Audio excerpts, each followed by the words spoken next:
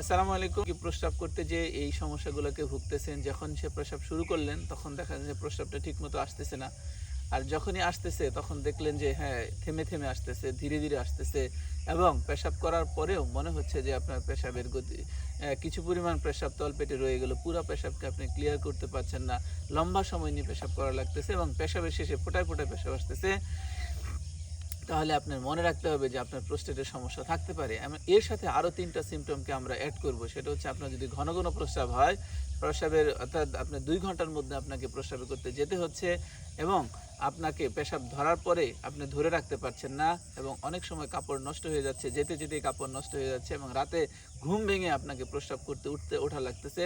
তাহলে বুঝতে হবেন যে আপনার প্রোস্টেটের সমস্যা থাকতে পারে। এখন এই সমস্যাগুলো যখনই আপনি দেখা দিবে তখন আপনি অবশ্যই একজন নিউরোলজিস্টের সাথে কথা বলবেন। সে আপনার নির্ধারণ করবে যে আপনার কোন ধরনের চিকিৎসা পদ্ধতি লাগবে। এই সিম্পটমগুলো যদি আপনার খুবই কম লেভেলের থাকে, যদি অল্প লেভেলের থাকে তখন দেখা যায় যে যদি 0 to 7 আমরা এটাকে 35 করে ভাগ করে নেই। 0 to 7 এর মধ্যে থাকে তখন আপনি শুধুমাত্র লাইফস্টাইল মডিফিকেশন কোনো ওষুধ ছাড়াই আপনি প্রোস্টেটের চিকিৎসা করতে পারবেন। অর্থাৎ আমরা তখন তাকে বলি যে আপনি ওয়াটার রেস্ট্রিকশন করেন, পানির পরিমাণ কমায় নিয়ে আসেন। অর্থাৎ ১ থেকে ১.৫ লিটারের কম পানি খান। বিকেলের দিকে পানিটা কম খান যেহেতু রাতে বারবার প্রস্রাবে উঠতে হয়। হ্যাঁ?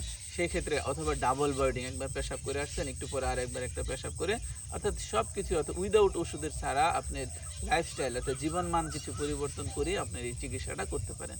কিন্তু সিমটম স্কোর যদি আপনার দেখা যায় যে না আরেকটু বেশি পরিমাণে ৭ থেকে ১৯ এর ৮ থেকে ১৯ এর মধ্যে আছে, তো তখন আমরা বলি তাকে কিছু ঔষধ দিয়ে এটা চিকিৎসা করতে এবং এই ক্ষেত্রে ওষুধ দিয়েই রোগীরা কি থাকে অনেক ভালো থাকে, কোনো অপারেশনের দরকার হয় না। আমরা কিছু আলফা ব্লকার টাইপের ওষুধ দিয়ে রাখি যাতে হচ্ছে প্রস্রাবের গতিবেগ বাড়ে। আর যদি ইরিটেটিভ সিমটম বেশি থাকে তখন আমরা কিছু ওষুধ দেই যেটা অ্যান্টিমাস্কারিনিক ওষুধ দিয়ে রাখি এবং এই পেশেন্টগুলো তখন কিন্তু খুবই ভালো থাকে। তৃতীয় ধাপের হচ্ছে যে যদি এই সিমটমগুলো খুবই মাত্রাতিরিক্ত বেশি থাকে, সে আনহ্যাপি থাকে, তার লাইফস্টাইল সে ঠিকমতো কী করতে পারতেছে না, কন্টিনিউ করতে পারতেছে না, সে আনহ্যাপি আছে, টেরিবল অথবা সেই সব সিমটমস ২০ থেকে ৩৫ হয়ে যায়, তো তখন আমরা বলি যে তার অপারেশন লাগতে পারে। এবং আরেকটা বড় ব্যাপার হচ্ছে যখন প্রোস্টেট থাকে, প্রোস্টেটটা একটা তার সিস্টেমকে একটা বন্ধ করে দেয়, অবস্ট্রাকশন করে দেয়, পেশাবের গতিবেগ কমায় দেয়। এইজন্য দেখা যায় তার কিছু কমপ্লিকেশন আসতে পারে। সেই কমপ্লিকেশনগুলো যদি আসে তখন আমরা বলি যে তাকে কি করতে হবে? অপারেশনের দিকে যাইতে হবে। কি, কি কমপ্লিকেশন আসতে পারে?